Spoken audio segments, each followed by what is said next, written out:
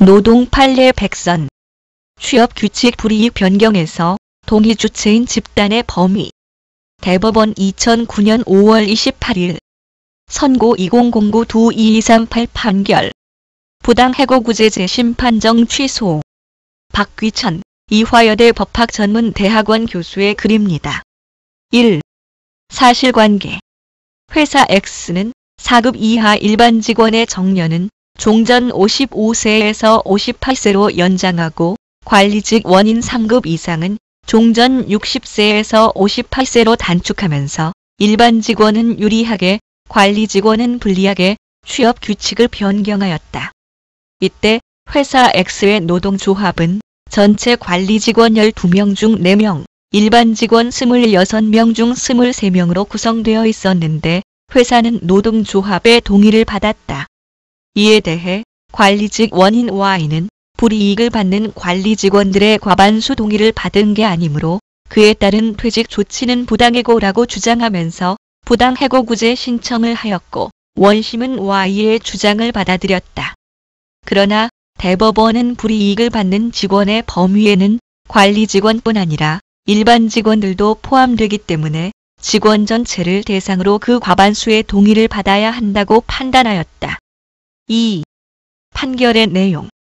여러 근로자 집단이 하나의 근로조건 체계 내에 있어 불이익 변경 시점에는 한 집단만 불이익을 받더라도 향후 다른 집단에도 변경된 취업 규칙 적용이 예상된다면 적용이 예상되는 근로자 집단을 포함한 근로자 집단이 동의 주체가 되고 근로조건이 이원화되어 있어 직접적 불이익을 받는 집단 외에 적용이 예상되는 집단이 없는 경우에는 불이익을 받는 집단만이 동의 주체가 된다고 하면서 이 사건의 취업 규칙 개정은 3급 이상 관리 직원만 관련된 것이 아니라 전체 직원에게 관련되므로 전체 직원들이 동의 주체가 된다고 판시하였다.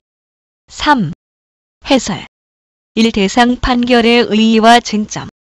근로기준법 제94조 제1항에 의하면 사용자는 취업 규칙을 불리하게 변경하는 경우 근로자 과반수로 조직된 노동조합이 있는 경우에는 그런 노동조합이 없는 경우에는 근로자 과반수의 동의를 받아야 한다. 그런데 일부 근로자에 대해서만 불이익 변경이 이루어지는 경우 그 근로자들만 동의 주체가 되는지 아니면 전체 근로자들이 동의 주체가 되는지는 규정하고 있지 않다. 이 상황은 크게 두 가지로 나눠볼 수 있다. 첫째, 각 근로자 집단별로 다른 취업 규칙을 적용하고 있는 상황에서 한 집단만 불이익 변경이 이루어지는 경우, 둘째, 하나의 취업 규칙을 적용받던 근로자들 중 일부만 불이익 변경이 이루어지는 경우이다. 대상 판결은 이런 두 가지 경우에 대한 판단 기준을 제시한 판결이라는 점에서 의미가 있다. 이 다른 근로자 집단에 대해 취업 규칙이 분리 적용되는 경우 1990년에 이에 대한 대표적인 판결이 있었다.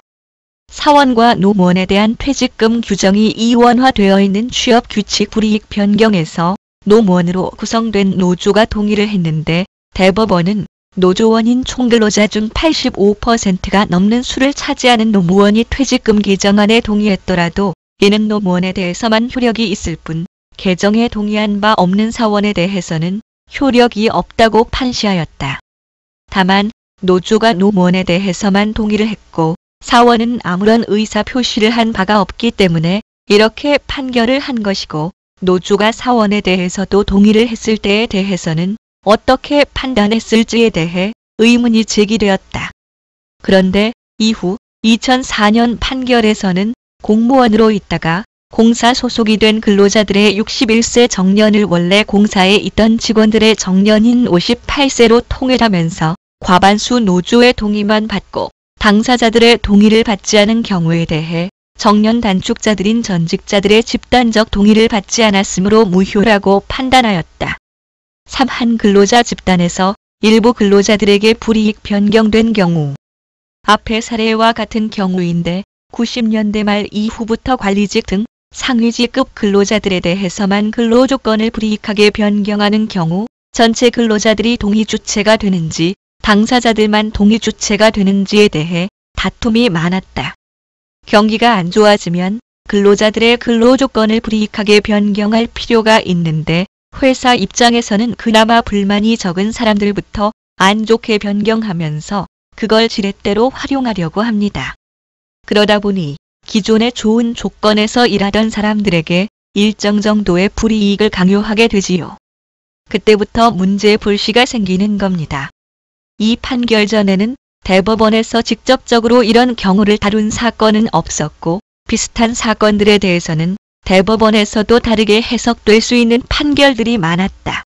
예를 들면 다른 직원들의 정년은 58세에서 60세로 연장하면서 기존부터 정년이 60세인 일부 근로자의 정년은 그대로 할 때 기존 60세 정년인 근로자들의 동의를 받지 않은 경우 대법원은 기존 60세 정년인 사람들은 불이익하므로 그 동의를 받지 않은 것은 무효라고 판단하기도 한 반면 1, 2급 직원들은 정년을 단축하고 3급 이하 직원들은 변동이 없을 때 1, 2급 직원들의 동의만 받은 경우 3급 이하 직원을 포함하지 않았다고 무효라고 판단하기도 하는 등 이전의 대법 판결들이 이랬다 저랬다 했었던 것이다.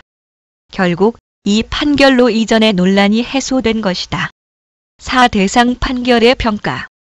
대상 판결이 내려지기 전까지는 동의주체로서의 근로자 집단은 종전 취업 규칙의 적용을 받던 근로자 집단이라고 일관되게 판단해왔지만 일부 근로자에 대해서만 불이익 변경이 이루어진 경우 그 종전 취업 규칙의 적용을 받던 근로자 집단을 어떻게 확정할지는 명확한 판단 기준이 밝혀지지 않았다.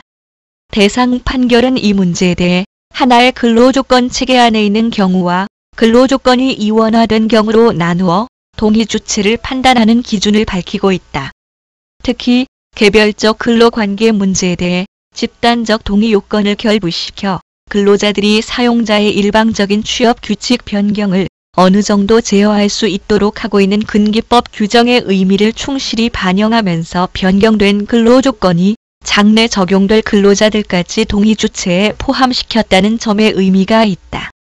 다만 비조합원들이 불이익 변경의 피해자가 될 경우에는 그 동의주체가 과반수 노조 또는 근로자 과반수이기 때문에 실제 불이익을 받는 당사자의 의사가 제대로 반영되기 어렵다는 한계가 있다.